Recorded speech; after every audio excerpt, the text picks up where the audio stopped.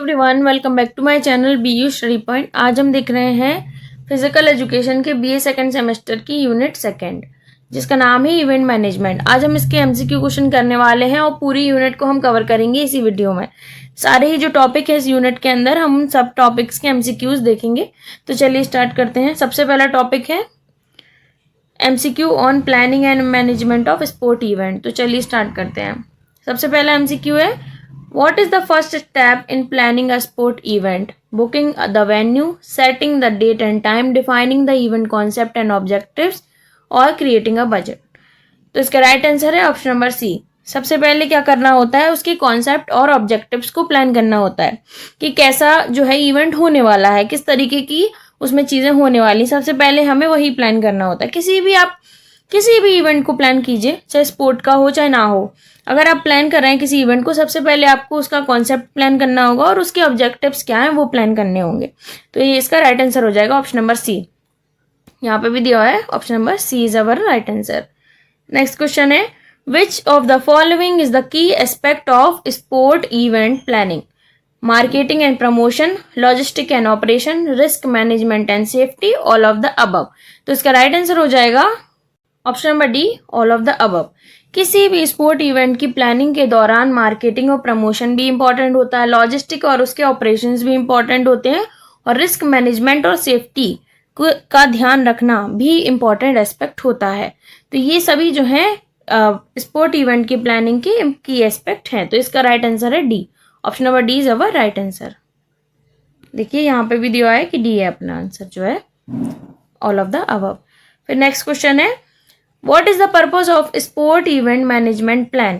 To outline the event schedule and timeline, to identify potential risk and develop mitigate strategies, to define the event concept and objective, or D, to allocate resources and assign tasks to staff and volunteers. तो इसका right answer है हमारा option number D, to allocate resources and assign task to staff and volunteers. देखिए, sport event management plan का जो purpose होता है उसका ये होता है कि कैसे वो जो अपने स्टाफ हैं और जो उसकी जो रिसोर्सेज उसको प्रोवाइड किए उनको कैसे वो काम में लाए, मतलब कैसे उन चीज़ों को ढंग से यूटिलाइज करे। तो वो उसकी सबसे ज़्यादा इंपॉर्टेंट चीज़ होती है। तो यही इसका राइट आंसर है। Option number C is our option number D is our right answer.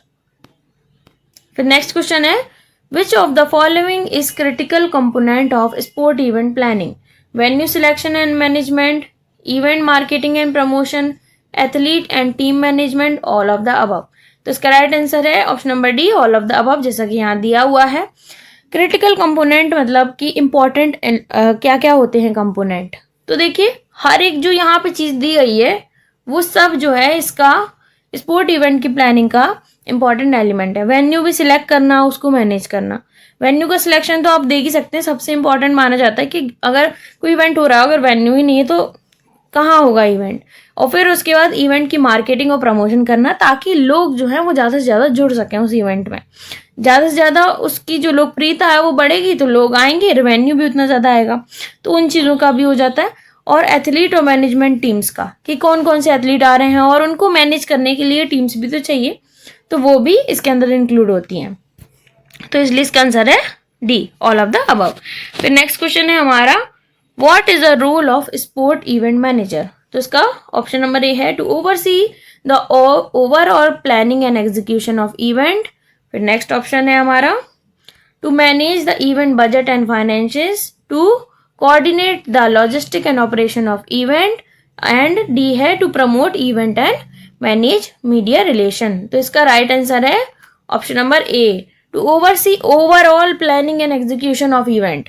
उसका काम सिर्फ बजट को मैनेज करना नहीं होता है, फाइनेंस को मैनेज करना नहीं होता है, और मीडिया के रिलेशन को मैनेज करना नहीं होता है, और जो वहाँ की इवेंट में जो लॉजिस्टिक्स हैं, मतलब जो जिन चीज़ों की ज़रूरत है, जिन चीज़ों की अरेंजमेंट करना है, नेसेसिटीज़ जो करनी है उनका बस मैनेज करना नहीं होता। इन सभी चीज़ों को मैनेज करना उसका काम होता है, किसका? स्पोर्ट इवेंट मैनेजर का।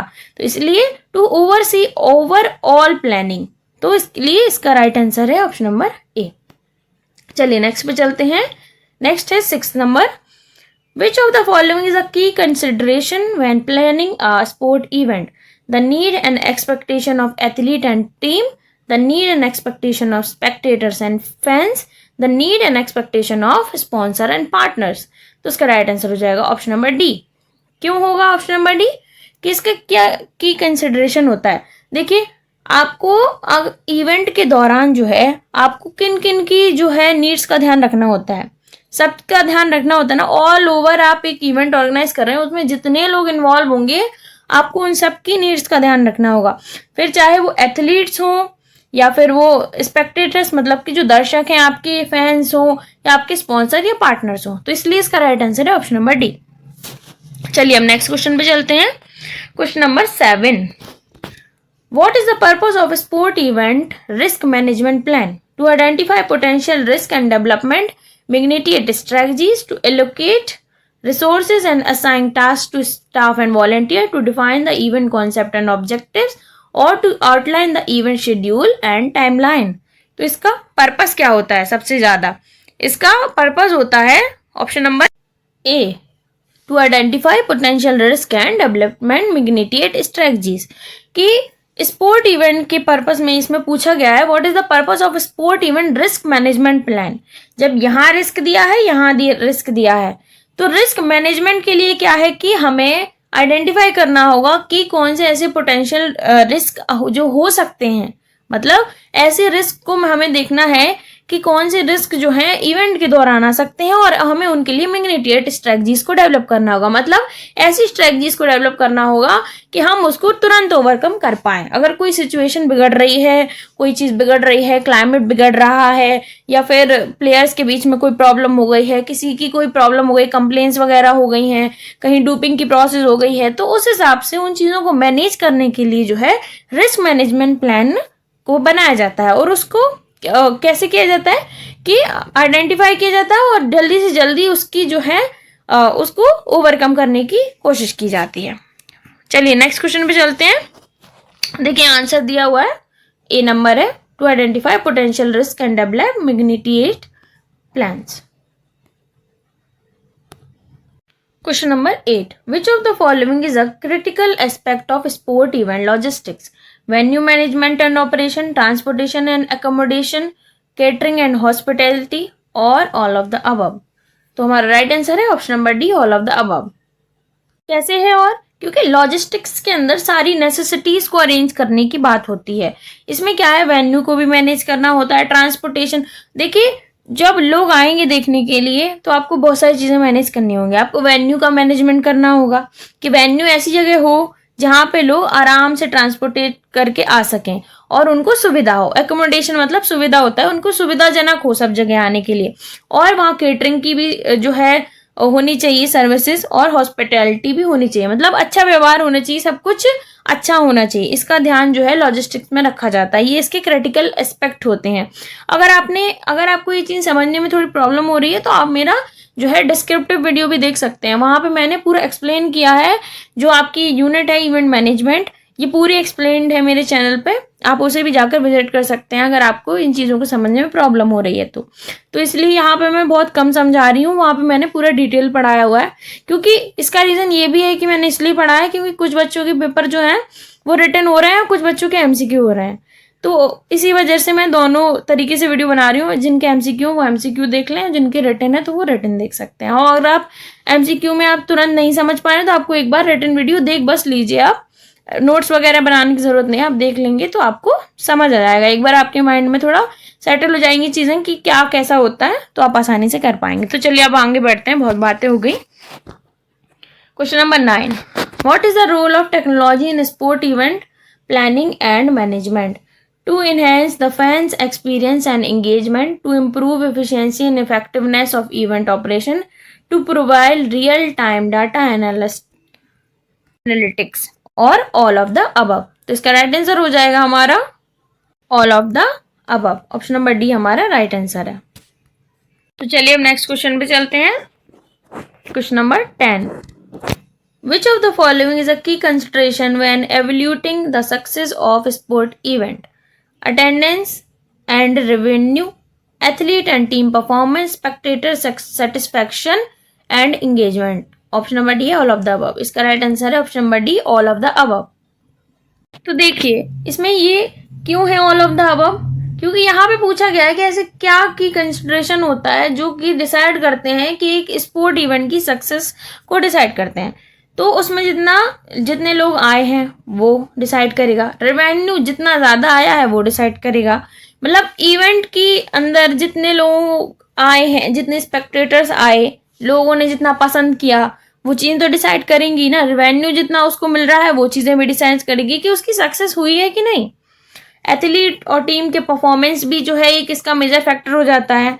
और ये भी होता है कि स्पेक्टेटर्स का जो सेटिस्फैक्शन है, मतलब इवेंट में आने के बाद उन्हें खुशी मिली कि नहीं मिली, उन्हें अच्छा लगा कि नहीं लगा, मतलब उनका रिक्रिएशन हुआ कि नहीं हुआ, ये मेन इवेंट है, मतलब ये मेन बात हो गई। और उनकी एंगेजमेंट कि उन्हें गेम में मज़ा आया कि नहीं आया, तो ये इसके सक्सेस को डिटरमाइन करता है। सक्सेस को डिटरमाइन करने का मतलब सिर्फ ये नहीं होता कि रेवेन्यू कितना आया, रेवेन्यू बस नहीं होगा सक्सेस का, ये सभी चीज़ें होती हैं कि जो वहाँ देखने वाले लोग आए थे, जो स्पेक्टेटर्स फैंस आए हैं वहाँ पे, उनका जो एक्सपीरियंस है वो कैसा रहा, अच्छा था, बुरा था, लोगों को चीज़ पसंद आई, और लोग कितने ज़्यादा आए, कितने ज़्यादा लोगों में जो है इस इवेंट को लेके जो है व्याकुलता रही, मतलब उनका जो इंटरेस्ट है वो कितना ज़्यादा रहा। इन सब चीज़ों को डिटरमाइन करने के बाद ही हम किसी स्पोर्ट इवेंट की सक्सेस को एवल्यूट कर सकते हैं। तो चलिए नेक्स्ट क्वेश्चन पे चलते हैं। अब आ गया हमारा नेक्स्ट टॉपिक जो है role of sport event manager. इस पे अब हम कुछ एमसीक्यूज करने वाले हैं। सो फर्स्ट क्वेश्चन है, what is the primary role of sport manager? To coach athlete, to manage the business and administrative aspect of a sport organisation, to provide medical support to athlete, to market and promote the event. तो इसका right answer है option number B, to manage the business and administrative aspect of sport organisation. ये sport manager का सबसे important और primary काम होता है। क्या करना? बिजनेस और एडमिनिस्ट्रेटिव एस्पेक्ट को मैनेज करना। वैसे तो ये मार्केटिंग, मतलब कि आप मार्केटिंग और प्रमोशन को तो नहीं करता है, लेकिन जो बिजनेस एस्पेक्ट्स होते हैं प्लेयर्स के या टीम्स के, उनको मैनेज करता है। और एक जो स्पोर्ट मैनेजर होता है वो क्या करता है, फाइनेंसेस को भी मैनेज करता है, जो टीम हो गई या किसी पर्टिकुलर एथलीट की। और हम मार्केटिंग और प्रमोशन की बात करें तो ये प्रमोशन और मार्केटिंग को मैनेज नहीं करता है, बट उसमें क्या होता है कि इसका ऐसा होता है काम कि वो उनके रिलेशन के, मीडिया से जो रिलेशन होता है ना एथलीट्स का और उनकी टीम्स का, उनको मैनेज करता है। इसलिए हम यहाँ पे मार्केटिंग और प्रमोशन ऑफ इवेंट्स को नहीं ले सकते आंसर में, क्योंकि हमसे यहाँ पे एक प्राइमरी रोल पूछा गया है, इसलिए हम बी को सही आंसर मानेंगे। अगर हमसे यहाँ पे 2 पूछे गए होते तो हम ये भी लगाते, इसलिए मैंने आपको बता दिया क्योंकि आपको कंफ्यूजन ना हो, क्योंकि रिटन वीडियो में मैंने ये बताया हुआ है कि मार्केटिंग और प्रमोशन भी उसका काम होता है, बट किस बेसिस पे होता है और क्वेश्चन में क्या पूछा गया आप उसी हिसाब से आंसर कीजिएगा। तो चलिए नेक्स्ट क्वेश्चन पे चलते हैं। देखिए यहाँ भी आंसर दिया है ऑप्शन नंबर बी। हाँ, नेक्स्ट क्वेश्चन है, which of the following is the key responsibility of sports manager? Developing training and programs for athlete, managing the budget and finance of the organisation, coordinating travel arrangement for team, conducting researches on sport equipments. तो इसका right answer हो जाएगा option number B, managing the budget and finance of organisation. जैसा कि मैंने आपको अभी पिछले ही जो क्वेश्चन रहा हमारा फर्स्ट वाला, उसमें मैंने आपको एक्सप्लेन कर दिया कि एक स्पोर्ट मैनेजर का काम क्या होता है। एक तो वो टीम्स के या फिर एक पर्टिकुलर एथलीट के प्रोफेशनल लेवल और उसकी, मतलब जो उसकी जो वर्किंग प्रोसेस है उनको मैनेज करता है, उसकी मीडिया को मैनेज करता है और उसके फाइनेंसेस को मैनेज करता है। उसके भी कह सकते हैं और एक ऑर्गेनाइजेशन के भी, टीम के, ऑर्गेनाइजेशन के और एक पर्टिकुलर किसके, स्पोर्ट पर्सन के भी। तो इसका राइट आंसर है option number B, managing the budget and finances of the organisation. तो चलिए नेक्स्ट पे चलते हैं। What is the critical skills of sport manager to possess? What is the critical skill of sport manager to possess? हमारे options हैं, excellent playing skill, strong communication and leadership skill, ability to handle finance only, knowledge of only one sport. तो इसका right answer है option number B, strong communication and leadership skills. ये जो है एक critical skill, सबसे important skill है एक स्पोर्ट मैनेजर के लिए, कि उसकी कम्युनिकेशन अच्छी होनी चाहिए और उसमें लीडरशिप स्किल्स होनी चाहिए। लीडरशिप की मतलब वो होनी चाहिए, कैपेबिलिटीज होनी चाहिए उसमें लीडरशिप की, कि ताकि वो अपने जो स्टाफ है उसको ढंग से मैनेज कर पाए। इसलिए चलिए नेक्स्ट क्वेश्चन पे चलते हैं। देखिए यहाँ पे भी दिखा है बी। नेक्स्ट क्वेश्चन है, which of the following is the key task of sport manager? Coordinating the logistic of sport event, developing marketing campaigns to promote the organisation, conducting performance evolution of athlete, all of the above. तो इसका right answer हो जाएगा option number D, all of the above. Coordinating the logistic of sport event मतलब सारी जो उधर की arrangement है उनको देखना, मार्केटिंग कैंपेन्स और को देखना और उनको प्रमोट करना ऑर्गेनाइजेशन को, और एथलीट्स की जो परफॉर्मेंस है उसको एवल्यूट करना, मतलब उसको जो है मूल्यांकन करना उसका, कि सही है, सब कुछ सही चल रहा है कि नहीं, वो इन सब चीज़ों को देखना। तो इसका right answer all of the above रहेगा। फिर नेक्स्ट क्वेश्चन देखते हैं, what is an important consideration of sport manager when making decision? Only the financial implication, second the impact on the organisations reputation, third the well being and safety of athletes, all of the above.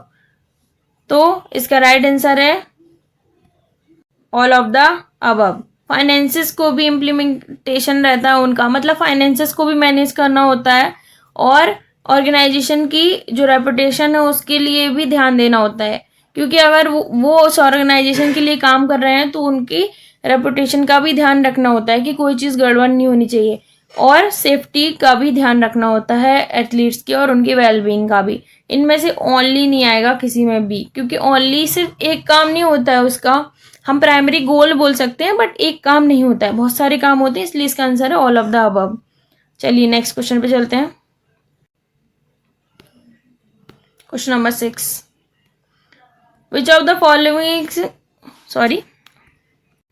Following is a key stakeholder that sport manager must interact with? Athlete, coaches, sponsors, all of the above. तो इसका right answer है option number D.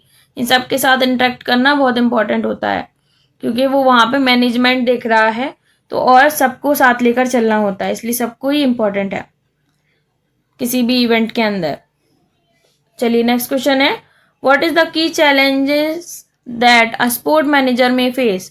Managing the budget and finance of the organisation, dealing with conflict between athletes and coaches, ensuring compliance and regulating the law. इसका right answer है all of the above. ये सभी challenges जो है एक sport manager को, एक sport event manager को फेस करने होते हैं, मतलब बजट और फाइनेंस से रिलेटेड, कॉन्फ्लिक्ट से रिलेटेड जो एथलीट और कोचेस के बीच में हुए हैं, और कंप्लेंट्स को जो है इंश्योर करना और पूरे रूल्स और रेगुलेशन को मेंटेन करना, ये सभी जो है ऑल ऑफ द अबव आएगा इसमें।